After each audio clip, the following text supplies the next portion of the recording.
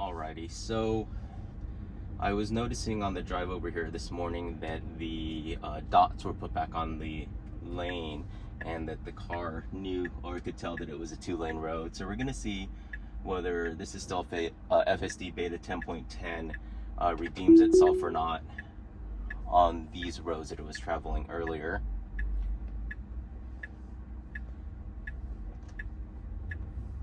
I'm going to activate earlier than I did last time. We'll see how well it turns here onto now turn right onto the main road here.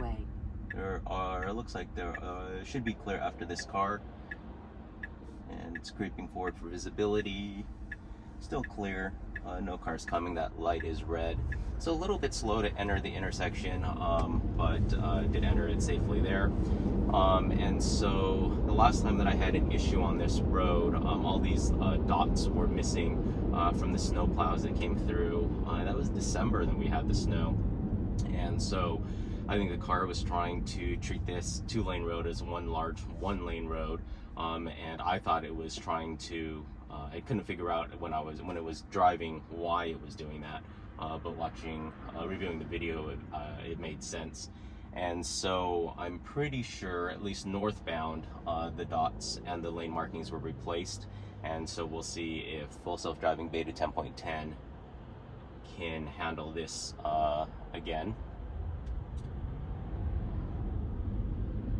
I think some people are getting the release of 10.10.2. I've not yet really received that update yet. So this Volkswagen's coming off in front of us. Car's slowing nicely for that. Speed limit here is 40. I'm set to be 5% over the speed limit. Let's put us at 42 miles per hour.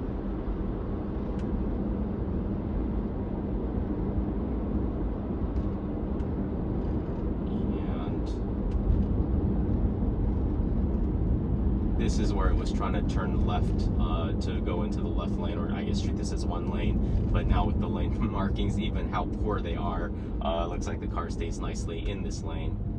We're going to be going forward to Fred Meyer. It's about 3 miles ahead on the left, and it's a little bit of curves to the road, and as long as the car detects the proper lanes, I am hoping we don't have any issues.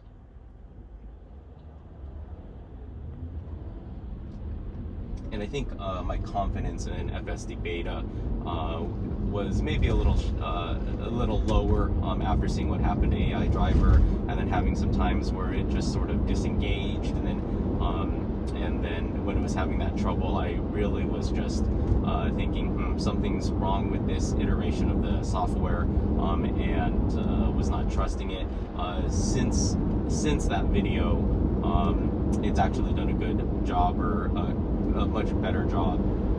And so yeah, so no issues now.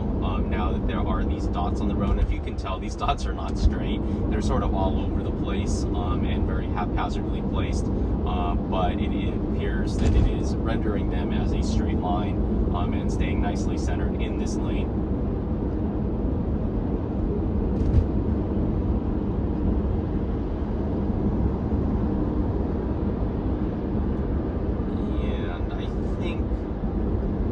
There is potentially some snow scheduled or predicted for Monday. I don't think it's going to be anywhere close to any accumulation, and so hopefully they won't have to run the plows, otherwise I won't be able to take this road again.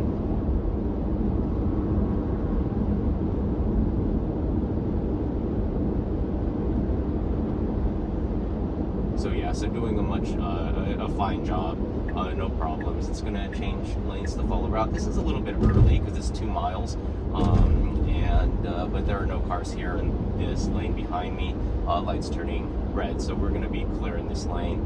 So a little bit early, maybe for this change to this lane, but appropriate to be in this lane. No way that it predicted this Hyundai Elantra that was going to come out in front of us from way back there. It could not even see that part of the road.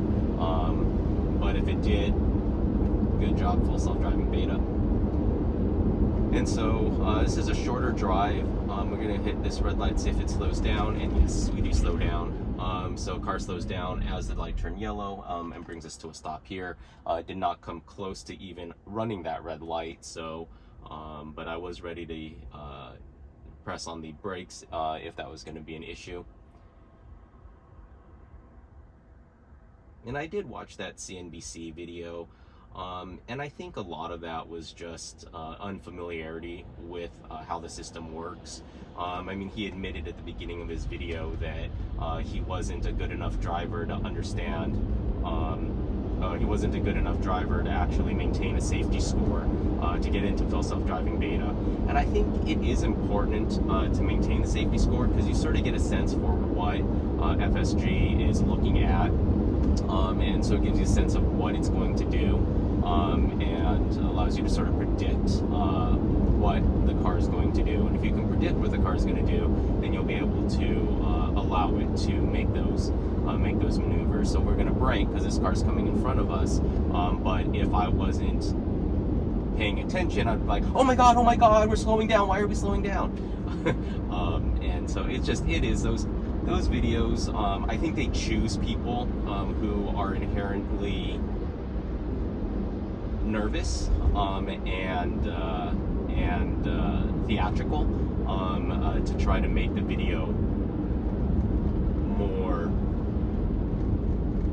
interesting, I guess. But yeah, I think if you can drive and maintain a high safety score, then it sort of gives you an idea of how full self-driving is going to drive, so that when it does what it does, you're like, oh, okay, that makes sense. But if you have to game or cheat the system to get into it, then maybe full self-driving beta isn't for you, and you just need to wait for the wide release. And I think somebody else pointed out, you should always be in control of the vehicle, and so if the car looks like it's going to run a red light, then you need to stop the car and press the brake, because you are responsible for what the car is doing. And so the fact that he let it run the red light and then said, oh, full self-driving is going to get me a ticket, no, you're going to get yourself a ticket because you did not intervene when you were supposed to intervene, as it says in the disclaimer when you sign up for it. And so my only thoughts, what I could tell in that video, is he did a lot of intervention. So when it was trying to make a left-hand turn, he had pressed the accelerator because somebody honked at him, and so that he basically changed the route and told the car to go straight, and then it was trying to reroute, and then he couldn't figure out why it was going right when he wanted to go left. Is because it was rerouting, because he had given input to the computer to tell it to do something different, whereas he would have just waited for it to be clear to turn left, because it clearly was not clear to turn left in his video. Then the car would have waited, made a left turn, and done what it was supposed to do. But by pressing the accelerator, he told the car go straight, and so then it went straight, and then we needed to reroute to get him to his initial program destination. And I thought it was really funny that they were saying, oh look, this driver monitoring doesn't work. Well, if we cover it up, it doesn't let us activate. Well, if we activate then cover it up, it doesn't work. You know what, let's insert a video from last year on old software iteration where it wasn't functioning to say that it doesn't work. I think it's I get it. I get that the mainstream isn't ready for full self-driving. They don't want to believe that a computer is capable or is driving out there amongst humans. And they want it to be, to appear that the software is not good. But I don't know, for anybody who watches, Dirty Tesla, AI Driver, my videos, it does a good job. I mean, so far, since the other supermarket here to Fred Meyer, we've had a 0 intervention, 0 disengagement drive. We've had traffic, we've had red lights, we've had green lights that turn red on us, and the car has handled them all fine. Sure, I could have hit the accelerator to go through the yellow light. I could have hit the brake before it broke. I could have changed lanes. There's a lot of things I could have canceled the lane change when it said it was changed lanes to follow route, but I just let the car get me to my destination, and it has, and it's gotten me here. So I think 10.10 does redeem itself, and I think it really was just the lane markings that was the issue. Thank you so much for watching, and anybody who is not subscribed, it really does help me if you subscribe, and I'll continue to make content. Thank you so much, and welcome to all my new subscribers.